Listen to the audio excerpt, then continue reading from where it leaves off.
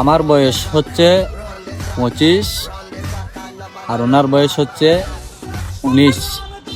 তো আমরা বিয়ে করছি গত বছর মানে 1 বছর আগে আর কি। তো 1 বছর আগে হলে আমার হবে 24, ওনার হবে 18। তো এখনো যারা যারা বয়স ওভার হয়ে গেছে, যাদের মানে 30+ হয়ে গেছে, এখনো বিয়ে করতে পারতেছেন না, বয়স্ক ভাতার জন্য অপেক্ষা করতেছেন, তাদেরকে বলতেছি ভাই সময় থাকতে বিয়েটা করে না, বুঝছো? কিছুদিন পরে বিয়ে শাদী করতে পারবো না, বুঝছো? সিঙ্গেল আর কতদিন? দেখছো আমরা বিয়ে করছি অল্প বয়সে, বাচ্চাও আছে একটা।